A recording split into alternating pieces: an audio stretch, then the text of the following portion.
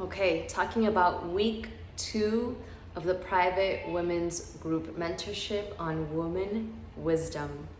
Week 2 will be activating and living the feminine. What is divine feminine? What is it? Right? Such a big debate, especially these days. So, where do we even start with this big topic?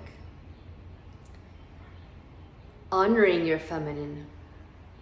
And don't get it twisted. This is not about pretty pictures and roses and bathtubs, okay? I'm not against that. I love that and I'm all for it.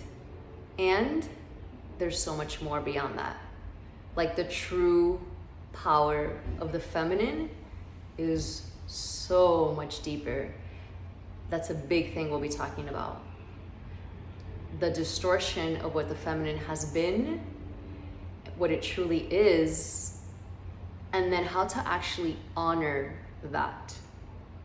Very different than what you might think it looks like. Activating the womb heart. I'm just gonna let that one be. We're gonna activate the womb heart. Yeah.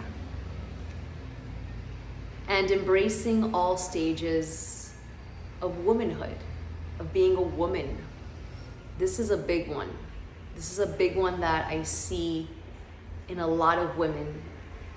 And because I see all the age ranges from teenager to 20s and 30s to 40s and 50s and beyond, it's so interesting because so many of us, and this is just in humanity in general, but let's just keep it to women. So many of us are in a specific category. Let's just choose 30s because I'm there.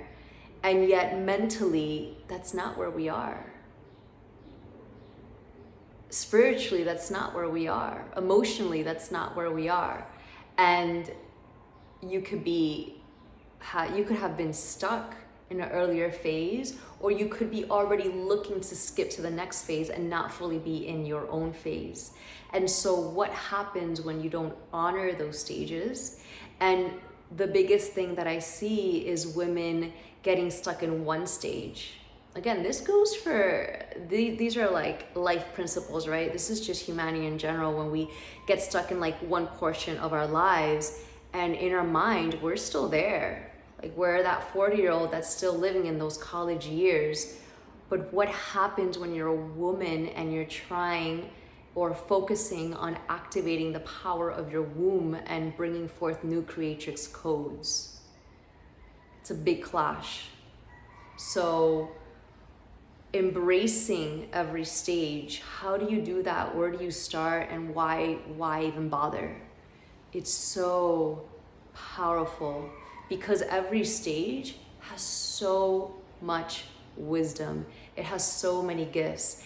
And these younger generations, if you're young, if you're younger than 20 and you're watching this, and there is something in you that's driving you to be doing things that at your age you should perhaps think twice about, this is the same thing, right? This is what's happening in our field as a collective. Our morphogenetic fields are being twisted.